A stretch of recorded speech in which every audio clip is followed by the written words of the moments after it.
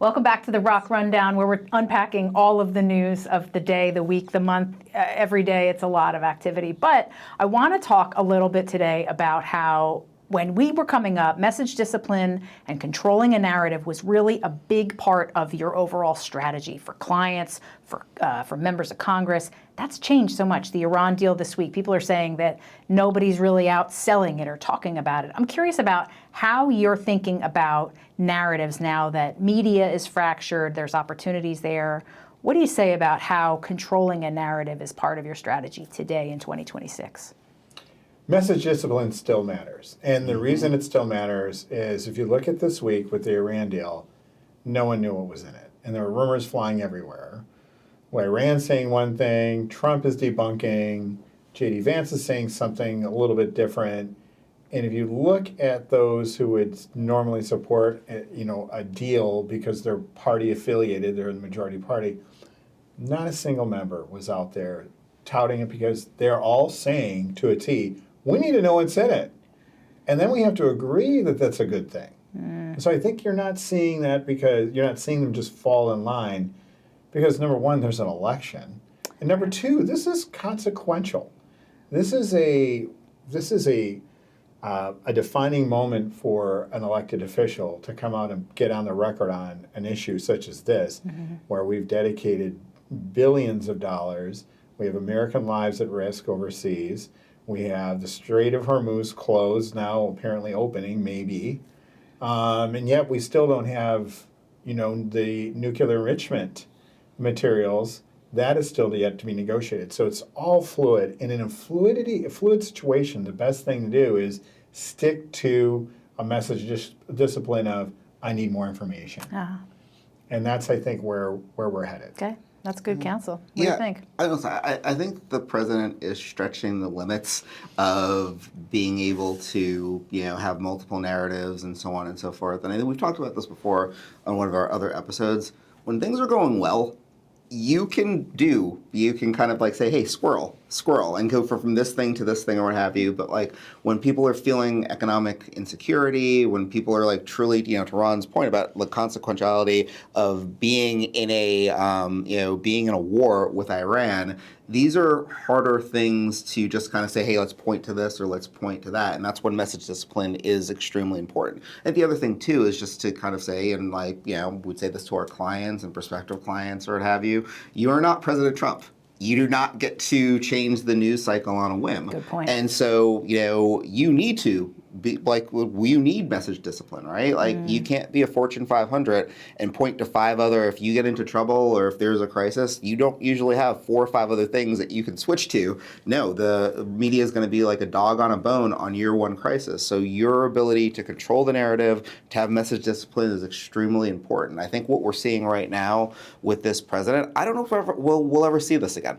To be quite honest with you, as someone who is just so good, has been so good at just kind of changing from one thing to another. Today we're talking about foreign policy. Tomorrow we're talking about this. Then we're talking about that or what have you. I'm not sure if there'll be another president that will go down that route or is able to go down that route. Or a president that will give out his cell phone and answer every reporter's phone call and talk maybe for 30 seconds to a minute. And say whatever comes to his mind. I mean, that is actually a reporter's dream, is the access he's given them. The people who don't like Trump. The media may complain about him behind, they love it. They're getting access to him. They're getting, all kinds of, information and stories and things like that are happening. This is wonderful for media coverage. If we had another president that was very boring, the media wouldn't be so happy. I think that right now a lot of people are paying attention when they can. It's, you do have law of diminishing returns, but, CNN is going to have to be really worried when they're worried now, but they're going to be really concerned when, a president gets in office and is super boring. You bring up an interesting, cover a boring president? I talked to PK not that long ago, now that he's at Notice, and I talked to him a little bit about this. PK being Paul Kane, who's at Notice, was once at the Washington Post. We've been friends with him for 20 years or more. He said that the Freedom Caucus actually is the most rabid seekers of media in telling stories. So as much as there is sort of the media is bad, they actually are the most prolific sharers of information, sharing stories and other things. So there's a give and take as it relates to the way people interact with the media. And so that gets me to my next question, which is, it used to be that a local candidate, and by local candidate, that's Congress, that's your mayor, that's everybody, they seek out the endorsement of the local newspaper in order to get the word out to their voters about who it is that's the best possible candidate for the job. As we head into midterms, does that matter anymore? Well, I would say the unfortunate answer to that question is that local media has been decimated over the last 10 to 15 years. A lot of these papers have gone away, and so that I think has lessened or diminished the impact. I'd also say that there are just so many avenues and ways to get your message out. You don't get this endorsement, you get this endorsement instead, so on and so forth. I'm a believer that perhaps direct endorsement of trusted people in the community, pastors, other local representatives, so on and so forth, what have you. Yeah, the original influencers, I think in some instances are more powerful than what is said on a quote unquote editorial page on certain days. Not going to stop members from doing it. They might say afterwards that we don't care about it or whatnot, but everyone is still sitting for those where there are editorial boards. People are still sitting for those editorial boards, but at the end of the day, it's been a long time since I've met a voter that said, I was on the fence. But I was swayed by the editorial. I'm going to play devil's advocate in a little bit of a different way. I think that it doesn't hurt. No, we're saying the same thing. Having that, and it can matter when votes are, when you're in a swing district. Example, Congressman David Valadao he's a congressman from California, Republican. He lost in 2018, okay?